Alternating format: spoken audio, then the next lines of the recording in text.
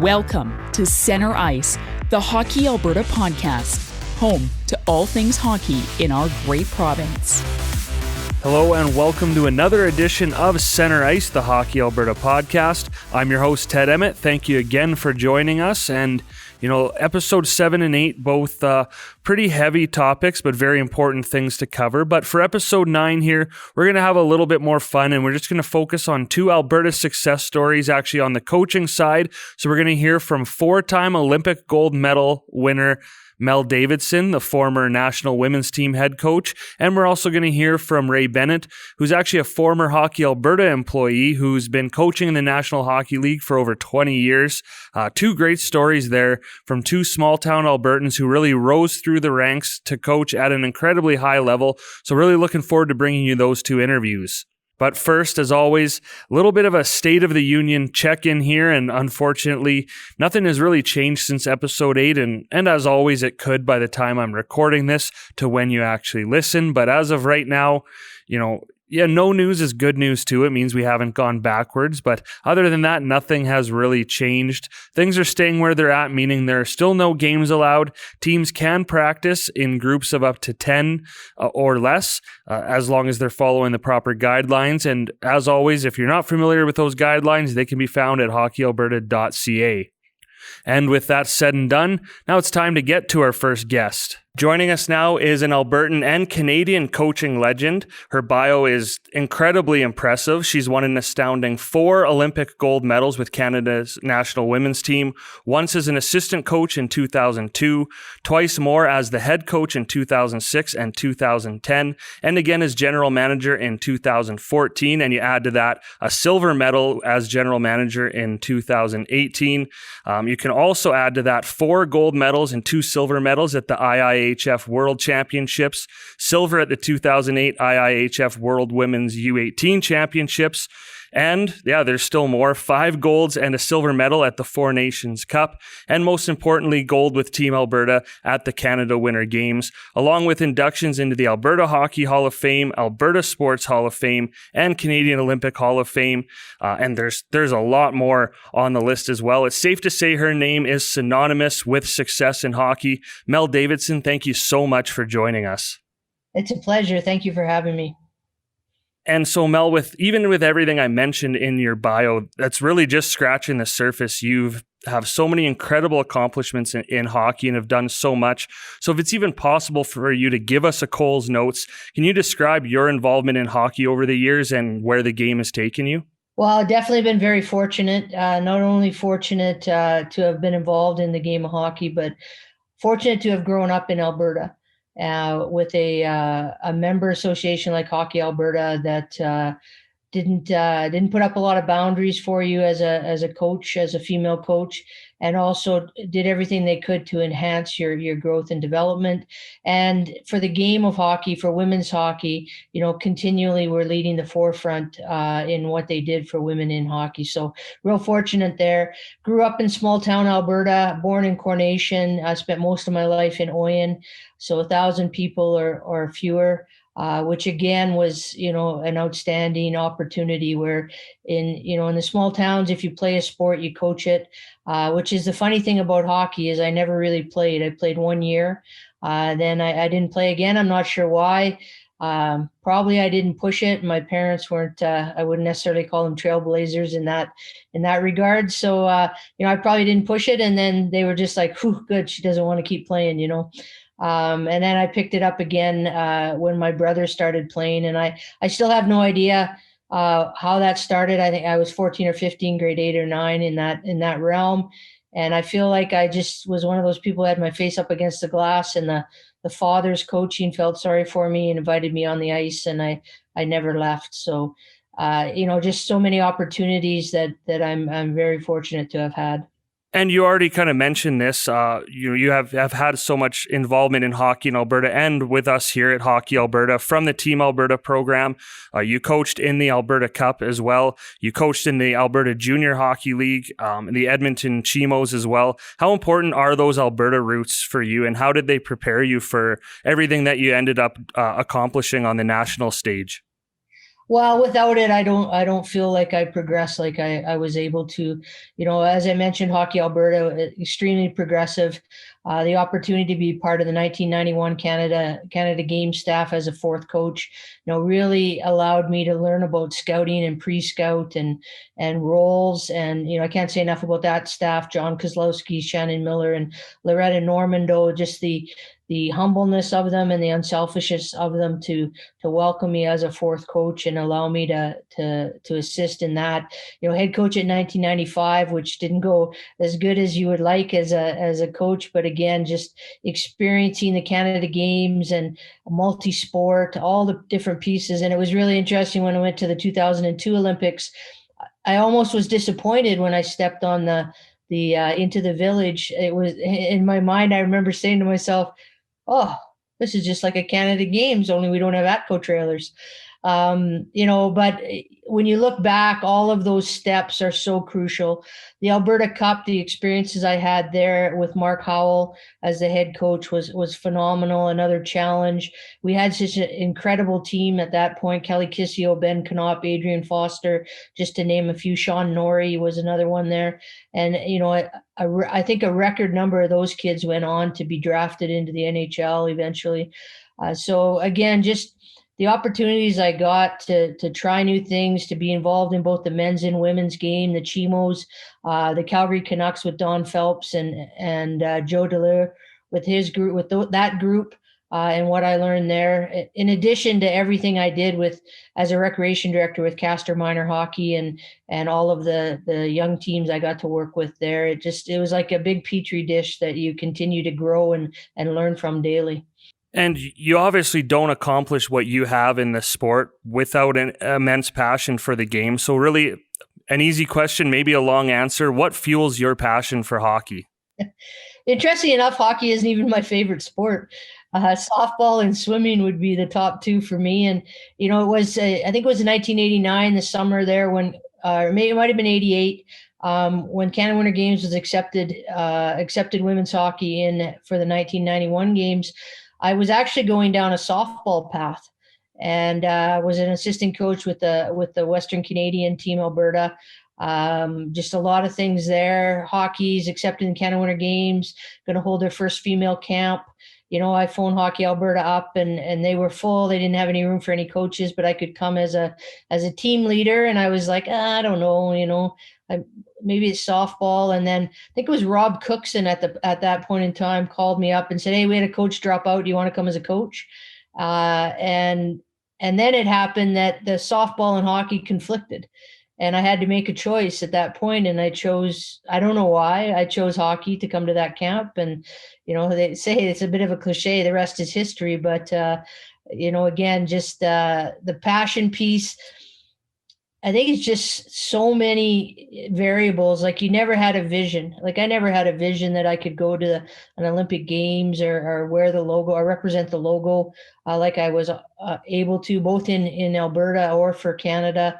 You always saw it, sort of what was happening on the men's side, and just, man, I wonder if, and would that happen? And, I definitely have a passion for sports, but more so a passion to contribute positively. And I really believe that's what drove me. And then, doors and opportunities just kept coming forward. I was, just again, so fortunate to get involved when I did. And it's funny you mentioned that hockey's not your favorite sport. I can relate to that because honestly, I've been running this Hockey Alberta podcast for a couple months now. I don't really listen to podcasts either. So, I love doing it. Don't really like listening to it. So yeah, can relate to that pretty heavily. And looking at your coaching resume now, it's easy to go on the record saying you're one of the most successful coaches in Canadian history in the sport of hockey, maybe in all sports. And that's not just in female hockey, that is in hockey in general. So in saying that, of course, there's still unfortunately that divide between female hockey and male hockey.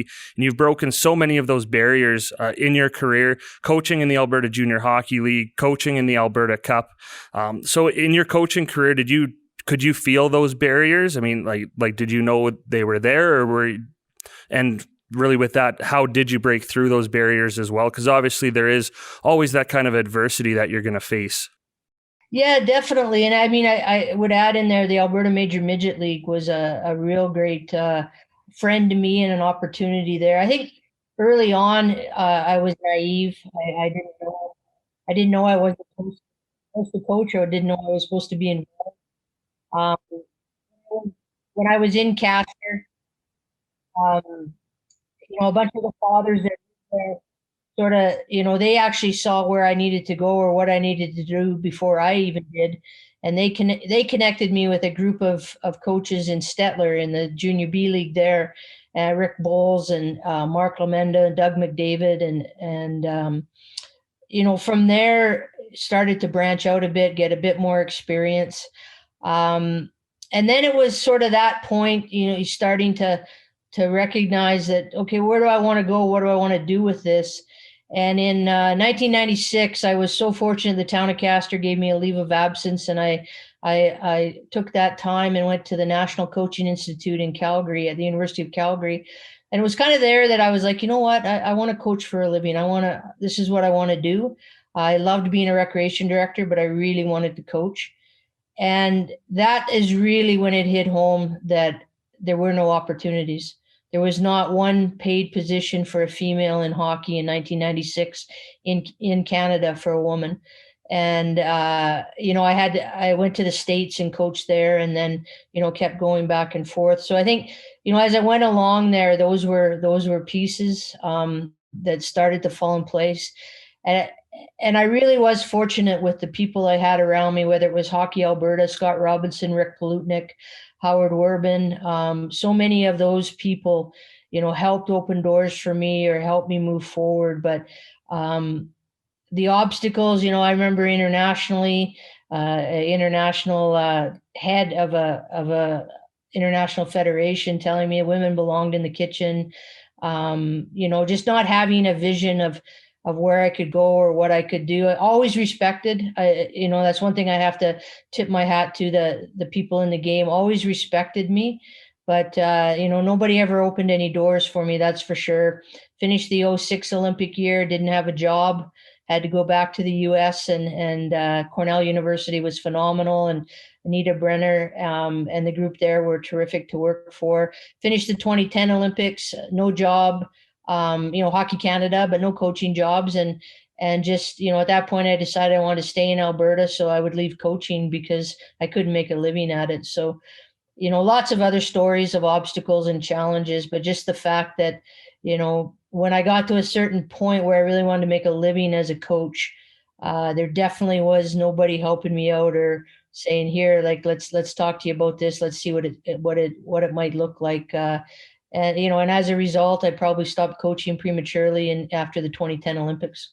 That's actually a story that I know myself and a lot of people probably don't know, and is disappointing to hear. And I know when you fast forward 25 years later now, and even I think Brian Burke brought it up on the last episode of our podcast, you're starting to see more, in the National Hockey League, and more opportunities opening up for female coaches and females to be involved in the game. And it's happening in the National Football League and across sports. So how have you seen the female game change and those opportunities start to open up in your time as a coach and all the time you've spent in the game? Well, it's phenomenal now. You can make a living in sport as a woman, and in sports that were predominantly male dominated, which is terrific.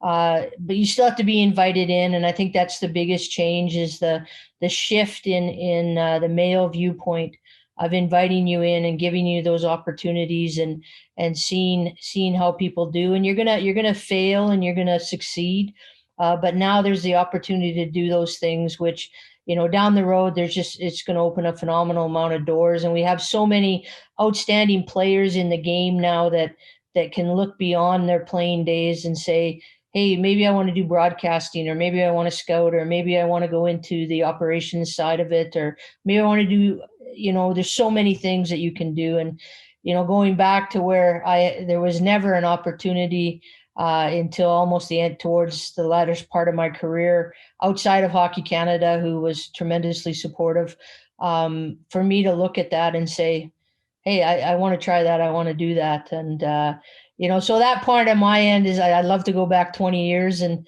be who I was 20 years ago now. I mean, there's just so many opportunities, but also really proud of the game and of the people involved that they are opening those doors, and that women can dream those dreams now. And obviously still a lot of work to do on that front. And, it's always unfortunate to say that, but also, it is great to see. And I would agree that those opportunities are opening up more and more. And still on the subject now of women in sport, and lots of aspiring young female athletes out there, maybe aspiring coaches or anyone who wants to be involved in the game in any aspect. What would your advice be to them now, for all those athletes that might come up against some adversity being a female in sport? Well, number one, it's a game. It's a game for life. Like, that you can be involved. Look at Hazel McCallium in Ontario. She's 100 years old now, and she's still involved in the game. So I think, it's a game of life. There's so many role models now and so many places to look. I think those are incredible pieces. The work's not done, and I think the model of leaving it better than you found it is really important. And I really believe that's what helps us stand out and makes us who we are within the game, is that we care about the past, we love the present, and we work hard on the future. And I would say for any young female coming up, don't forget about that. But the opportunities are endless, from getting a education to making it a career to just playing it recreationally. I mean, some of the challenges I believe we have in women's hockey on the leadership side of it is that there's beer league women's hockey now. So those moms and those players, they got to choose between being a wife, a businesswoman, a family member, a mother, whatever it might be, a partner, and maybe coaching or officiating or leading, and then playing. And there's not room for all of it. So sometimes we lose out on the coaching or leadership side of it because they choose to keep playing because they haven't been able to play their whole lives. And that is really well said. And I think kind of shifting now too, because you have a lot of advice to give on the area of coaching, and at Hockey Alberta, growing great coaches is very important. So to all the coaches in the game out there, in any facet of the game, what would your advice be, or maybe a couple key qualities that really make a good coach? Yeah, well, number one, you're growing people, not hockey players. So don't ever lose sight of that, whether they're 5 or 50 or whatever the situation is the number one responsibility we have is to create a safe environment and grow good people, help good people grow. And on top of that, we get to help them grow in a game that we all love with hockey. So that would be number one. Number two, don't be careful to not lead how you were led. One of the reasons that they say Scotty Bowman and some other coaches have been so successful over time is they've continued to grow and evolve with the times. And, as coaches and as leaders, we tend to do things the way we were taught or coached or led. And there's nothing wrong with that, because there's so many good pieces from the past. But be in tune with what the world is now, and the young people you're working with, and what resonates with them, and how you can help them lead. Then the third would be be a lifelong learner, and don't wait for someone to spoon feed it to you. There's a great thing out there called Google, or at least that's what they tell me. And you can Google leadership and drills, and too many times I see young people or young coaches or leaders, waiting for somebody to hand them the recipe, and there is no recipe. It's being a lifelong learner. It's continuing to grow with the times and with society and with what the youth need right now, and develop good citizens for our country. Yeah, I should be taking notes. At least this is recorded, because that's a life lesson too, obviously, right? Like you said, that translates into life, and you've obviously taken a lot of life lessons from hockey. What would you say maybe is one of, if not the biggest life lesson that you've taken from the game? Consistency is really important. Knowing yourself and behaving consistently so that your people can trust you, your people being your staff, your athletes, has been one. Two, I guess similar to a parent, I don't have any kids, but similar to a parent, While they may say they hate you that day, or they may be so mad at you that day, if you've been consistent, if there's process and thought that's gone into your decision making, years later, those same people will be thanking you for that, balanced, tough love, if you will, or holding your ground, or encouraging their self-discipline. So, those are some of the pieces that sometimes you don't get instant reward from as a coach, and you wonder why you're doing it. And then years later, when you're talking to your players who are in leadership roles now, and one of them says, "Oh my God, Mel, you just fell out of my mouth the other day at practice," and that makes you laugh, and it kind of holds you true to be like, it'll come around, and as long as you're fair and you know why you're doing it, you'll do the right things as a leader. Wow. I keep kind of losing my spot here. I get getting so lost in what you're saying. I think it's amazing. And one last question here, and I think this is probably the toughest one that we're going to throw at you today because there's a lot to choose from. But do you have a favorite hockey memory or a favorite moment in your career? There's so many. I mean, again, so many opportunities, and I always go back to this. I mean, just the growing good people, and when when the season's over, or you're on the blue line listening to the anthem, or maybe you're not listening to the anthem, when you look down that blue line or you look at your group, every one of them has a story, and every one of them deserves, the best you can give to them, individually and as a whole. So when those moments happen, good or bad, in terms of the final outcome, I mean, those are my most favorite memories of seeing seeing them grow as people.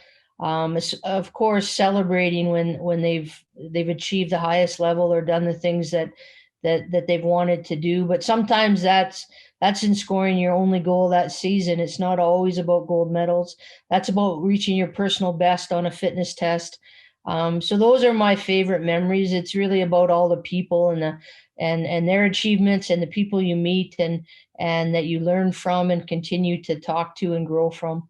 That's always so encouraging to hear, especially from someone who has 4 Olympic gold medals to choose from as a favorite memory. And to hear that, I think it really is the definition of hockey for life, which is what we're all about. And we won't keep you any longer, Mel. I know I could probably chat with you for hours and ask you a million questions. So thank you so much for taking the time today. It really, truly was my honor to get to speak with you and have this conversation. I have a ton of admiration and respect for everything you've accomplished and everything you continue to do to grow the female game and the game of hockey in general. So we really appreciate this. Thanks a lot. Again, it's been my pleasure, and Hockey Alberta and Alberta always have a soft spot in my heart. And a big thank you again to Mel Davidson for taking the time to chat with us. A really interesting and unique story there, is her path through hockey and through coaching really isn't exactly cookie cutter by any means. And it just goes to show that there isn't really a cookie cutter way to success. There are a lot of different ways to achieve it, both in hockey and in life. So lots of lessons taken from that one. And before we get to our sit down with Ray Bennett, as we always do, it's time to catch up on what's going on around the province. So here's what you need to know. Although games are still on pause, Hockey Alberta is now offering a number of skills camps and programs this spring. Of course, in accordance with all Alberta health guidelines. But you can head to hockeyalberta.ca to see what's available so far in April, and keep checking back as more camps will be added in the near future. So again, if you're looking to get back on the ice, keep those skills sharp. There's a great way to do it. On a much less positive note, but important news nonetheless, due to ongoing government restrictions, Hockey Alberta has made the difficult decision to postpone all Team Alberta high performance selection camps for the Alberta Cup, Alberta Challenge, and Prospects Cup until further notice. Not really a surprise at this point. Hockey Alberta is looking at alternative solutions to implement if and or when Government of Alberta restrictions could allow for meaningful competition in a selection camp format. So obviously no real timeline on that one, but you can stay tuned to hockeyalberta.ca as always for more information. And lastly, we will end with some positive news, and really positive news at that, as Alberta's own Lacey Senek is among the on-ice officials selected to work the 2021 IIHF Women's World Championship in Nova Scotia this May. Lacey, you've probably seen her a lot on our website, social media, a great resource for us and a really successful official. She's actually a level 5 referee in the North Region, and she's no stranger to working these national and international hockey events. Her resume includes 2 SO Cups, the Canada Winter Games, 2 U18 Women's National Championships, 3 Four Nations Cup events, and 8 double IHF championships. She also serves as an important resource, as I mentioned, at the regional level as a mentor and instructor for aspiring officials in the Edmonton area, and actually was named Hockey Alberta's Official of the Year for 2019. So a huge congratulations to Lacey. Again, such a successful official, and I'm sure we're going to see much more success to come from her. And that's what you need to know. So as always, you can head to hockeyalberta.ca for more information. And joining us now is Innisfail native Ray Bennett, currently an assistant coach with the Colorado Avalanche, a post he's held since 2017. Prior to that, he spent 10 seasons with the St. Louis Blues and 6 with the Los Angeles Kings, both also as an assistant coach. And he spent 6 seasons here in Red Deer with the Red Deer College hockey team as an assistant coach and head coach. That was between 1990 and 1997. So Ray, thank you so much for joining us today. Yeah, my pleasure. Happy to be here. And I'm going to start our interview off the same way I start all of them, because again, with your bio, can only really just scratch the surface of everything you've done in hockey. So can you describe your involvement in hockey over the years and where the game has taken you? Yeah, well, it's like I'm not dissimilar, I would say, to most kids who grew up in Alberta, or a lot, at least in my era. We moved off the farm west of Bowden into Innisfail, and one of the first things we did was get skates and walk across the road to the neighbor's backyard rink and learn to skate and play. And so that was it. It was from a really young, early age. I don't know how old that would have been, 5 or 6, maybe 4 or 5. I'm not sure. A lot of years ago now, but I just always felt like, hockey was such a passion, and I enjoyed it so much and loved playing. But it became pretty evident, and I tell this story lots, is, we all have aspirations to play professionally and do things that way as a player. But at some point it becomes pretty obvious that, at least it did to me, that that wasn't going to be a future. So I always had an appreciation for coaches. I had some really great coaches when I grew up in Innisfail, and one of the guys, Larry Reed was his name, and he was my Pee Wee coach. I think he skipped us in Bantam and then coached us again in midget. But he was one of the early guys involved in the NCCP program at the time, and one of the very first level 5 coaches in Canada. And we were fortunate enough to have him in a small town in Alberta, and he was our coach for a lot of those years. And just loved what he did. I loved his passion, and he was firm and fair, and like, it was all the things that you would want in a coach. And I'm sure there were times when I was playing for him where I disagreed with some of that, but what it did is it left an impression on me that, coaching was, I never thought about coaching as a career, but it was something I felt like I could do that would give back to the game, and I would keep me in the game. And so that was kind of it. And then when I went to university, at the University of Alberta, I took a Recommend program, and I didn't take phys ed, in part because, interestingly enough, the Recommend program at the University of Alberta allowed me to take more coaching courses and get involved in more sociologies and psychologies and things like that. Again, not because I had any great desire, or I had a great desire, but I didn't believe that coaching was going to be my profession, but I was just interested in it. And so that's what I ended up doing. And as part of that, I got an internship. They call it internship at the time, but it was kind of like a summer job, recreation work experience program with Hockey Alberta. And again, Larry Reed came back into my life. He recommended, because he wasn't so involved with Hockey Alberta and coaching, he recommended me to Dale Henwood at the time, who was the technical director. And so I spent a number of summers working for Hockey Alberta, and it was so awesome. It was, if you think back to those early days of when we started the athlete development programs in Alberta, I was basically a gopher. But we had, as coaches at those camps, we had Dave King, George Kingston, Claire Drake, Dale Henwood, Ken Hitchcock, like the list of people that were involved in those programs at that time. So, I just sat back, and if I wasn't fetching water and the odd beer, I was listening and paying attention. And it was incredible. Awesome. And that actually perfectly ties into our next question a little bit. And 20 years in the National Hockey League is a huge accomplishment, and especially spending such a significant amount of time with each of the three teams you've been with is equally, if not more, impressive as well. How did your time coaching in Alberta and coming up through Alberta really prepare you for coaching hockey at the highest level like you are now? Yeah, well, thanks. Those are kind words. I appreciate it. I think part of it is the way I was raised. I think you try to have a humble approach to things and be willing to learn and listen and all of those things, and then try to be a good person on top of all of those things. And then beyond that, once you get into sort of the hockey part of things, and again, I think about just the list of people, whether they were professional coaches or guys like Larry Reed or Larry Pearson, who was around Hockey Alberta for a lot of years, had so much to offer. And if you allow yourself to be mentored and listen and gather information, and you're willing to learn and you're not obstinate in what your thoughts are, as the time goes on and the more experienced you become as a coach, the more developed your philosophy is. But what I found with all of those people that I could mention was they were all learning. They never felt like they ended their path to getting improvement or achieving improvement or learning. And so that's how I felt like with my career. Sometimes it just helps being short and you miss the bullets when they fly over your head when people are getting fired. And I think in my case, that's part of it. But, you just try to do a good job every day. You learn. And then one of the things that I learned early, and again, I think it's part of my personality, is you build relationships, and you build relationships with the staff you work with. But probably as important is the players. And I think if general managers in certain situations see that you're working with players, you're working to develop them and improve them, and you bring value that way, then I think that possibly could help you stay in situations a little longer than what otherwise would happen. And it would be foolish for me to suggest that it was other than sometimes it's just good timing to be where you're at and doing what you're doing. And that's just a fact.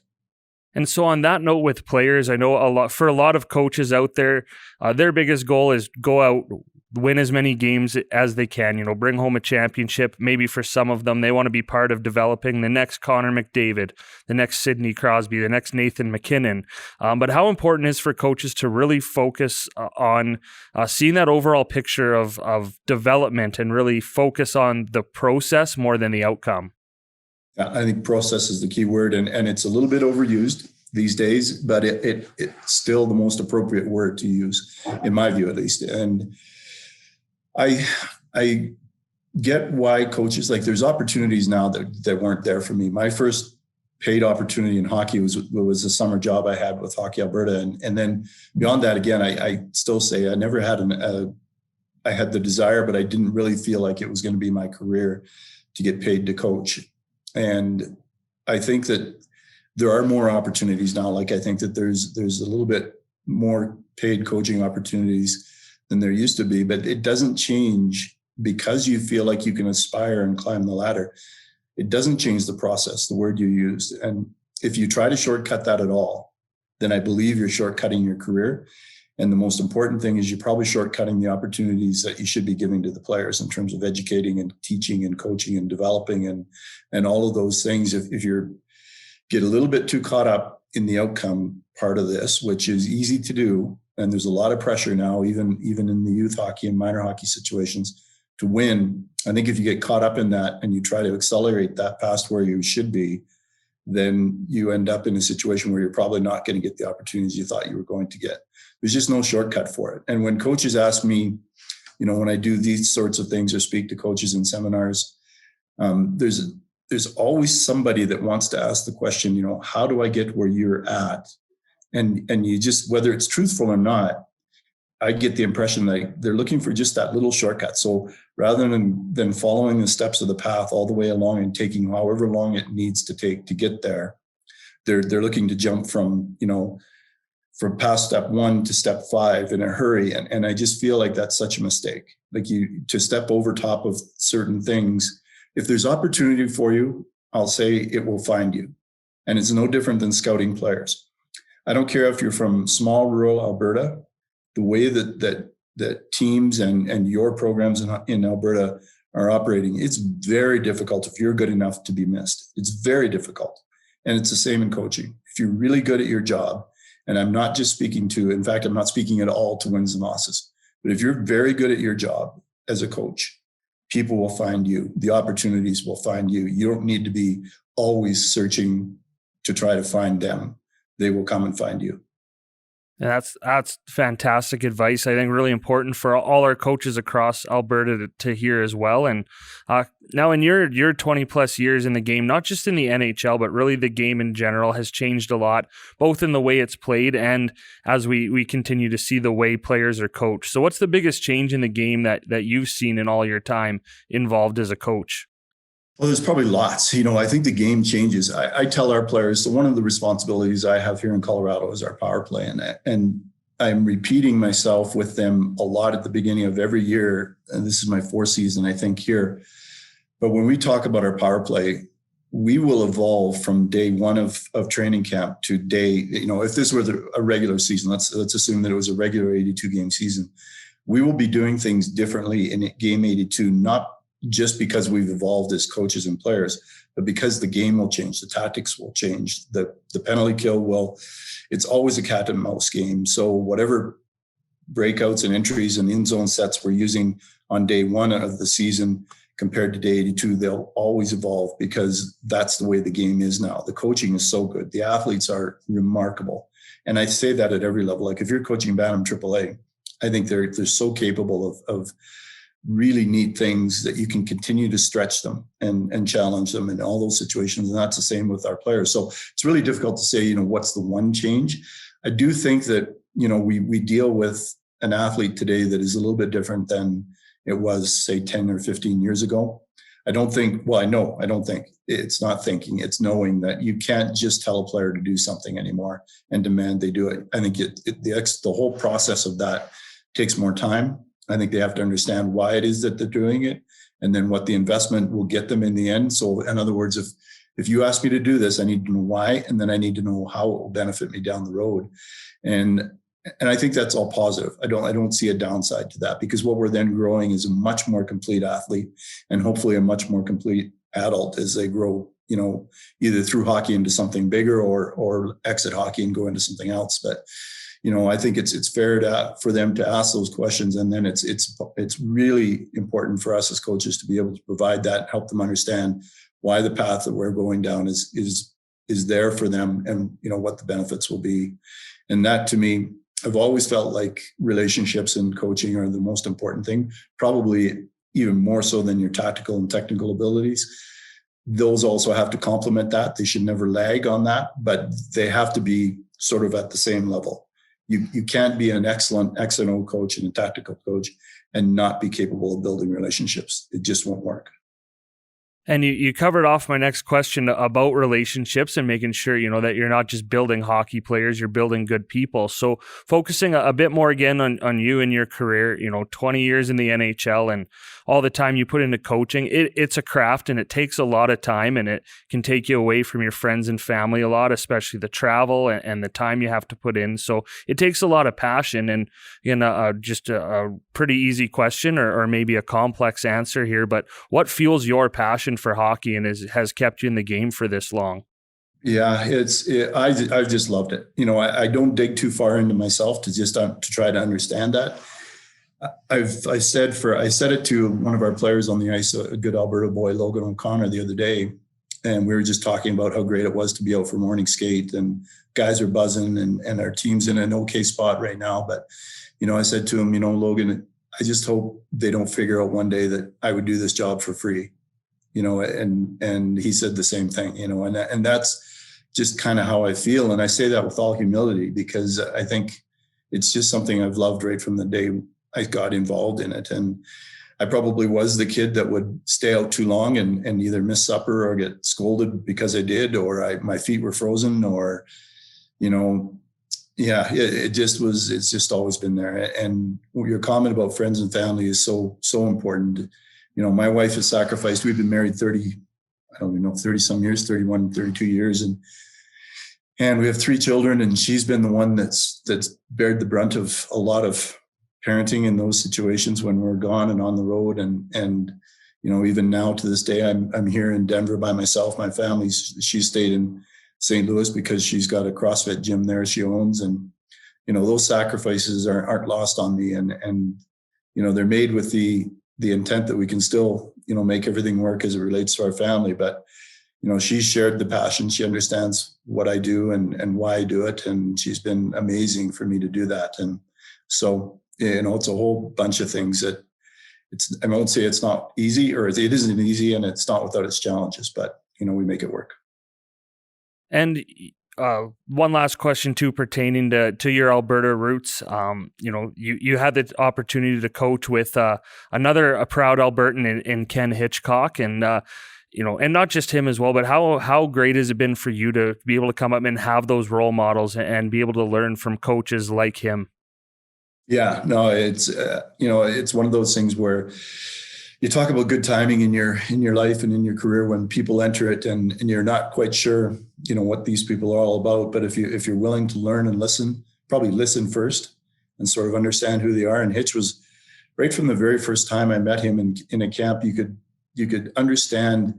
I mean, I think I'm a fairly passionate guy. Like he's gone another tenfold in his love of the sport and how he's invested in his career. And I think he would probably answer the question the same way I have. I don't think his goals were always to make a living and become, one of the highest, most winning coaches in the National Hockey League. I think he was just doing it because he loved it, and those opportunities presented themselves, so he took them and did extremely well with them. But you're blessed. Your life is blessed when you have people like Hitch and Mike Babcock, who I first coached with at Red Deer College, and he was willing to help and bring me along and was looking for some help with the team. And there's just, the list is so long, and those people are really critical. And I would just advise coaches, we spoke a little bit ago about sort of pushing that path that you want to pursue. And sometimes it's wins and losses. I would challenge all of them, all the coaches, young, men and women involved in the game, to work really hard at recognizing when somebody presents themselves to you that you can learn from and take advantage of, and not dismiss those opportunities because you feel like you've got more answers than you have questions. And I think if you're willing to do that, which I believe most are, I really do believe that. But there are times where, I look at it and go, well, this guy coached 30 years ago. What could he possibly teach me? And yet we all know as we get older and wiser that those people have tons to offer. And the answer to this next question might be somewhere in there in one of the other answers you've already given, and maybe a hard one to pinpoint again, but what's the biggest life lesson that you've taken from hockey? Yeah, I think there's a bunch, and I'll try not to fumble around trying to find one. I think there is something to be said for hard work, and just, I think hard work wins.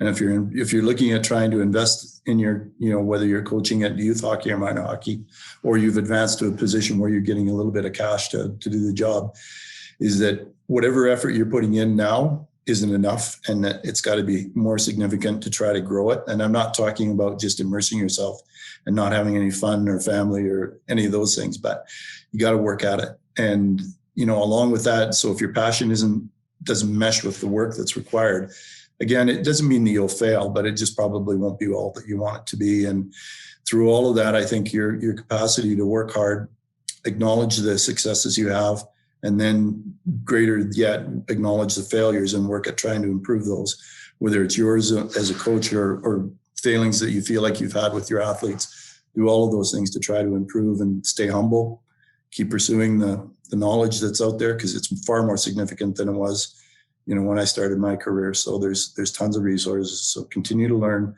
stay humble, and work. Oh, I like that. I know these days no one likes hearing that, or people maybe don't want to believe that hard work is the key, but it always is. So I think that's some great advice. And one last, again, a bit of a broad question, maybe a tough one for you to end on, but do you have a favorite hockey memory or something in your career, your time coaching, that really stands out for you? There are so many. I think there's a bunch of small significant ones. Earlier in my career in LA, we second year there, we lost to Detroit. My first year there, 4-0. Detroit was like crazy. I think they lost like 8 or 12 or 15 games. And the next year we faced them again, and everybody's sort of picking it to be that same thing all over again. And we ended up losing the first 2 games of the 7-game series in Detroit and then winning 4 straight to beat them in overtime in Game 6. It's a pretty special thing when you accomplish those things, but it isn't always about the wins and losses. And I've had some of those. We went to the Western Conference Final, lost in Game 7 or Game 6 to San Jose. Those are tough memories, but they're good. They're things that you strike onto. But I would still say, after having sort of the wins and losses and all those things, the things you remember the most are those moments with people, relationships that you've built with coaches and other people. And to this day, I still have guys that I coached a Bantam AA team at one point when I was working for Hockey Alberta. And I still have people from that team who I stay in contact with. And it's fun to watch them grow and their, where they're at with their situations and their families and their lives. And same thing with the NHL. There's guys that retire and I send them a quick text and I get such a neat response back from them. And it just, those are the things that I'll carry to my rocking chair probably. And a great definition again of what we mean when we say hockey for life. I think a great note to end on. We really appreciate you taking the time to speak with us today. Share some wisdom for all of our coaches across Alberta, really at any level. Obviously, a lot to take from you, with your 20 plus years of NHL experience. So again, thank you again. And, as a Flames fan, I can only wish you so much luck the rest of the season. But you know what, you have a pretty good squad down there in Colorado. So as always, best of luck. All right. Thank you so much. I appreciate the time. Good luck to you as well. And a huge thank you again to Ray Bennett. Just another one of the many coaching success stories coming out of Alberta. And just like with Mel Davidson as well, a lot of great coaching advice there, but also just life lessons and things you can really apply to anything. So always great to hear from people like Mel and Ray and see what they've accomplished, starting with those Alberta roots. And with that, episode 9 of the Center Ice podcast has come to a close. One last thank you to Ray Bennett and Mel Davidson, and to producer Steve for keeping things running behind the scenes. And as always, thank you to you for tuning in. I'm Ted Emmett, and we'll see you next time. Thank you for listening to the Center Ice podcast. For this episode and more, head to hockeyalberta.ca. If there's a topic you'd like covered on an upcoming episode, email info@hockeyalberta.ca.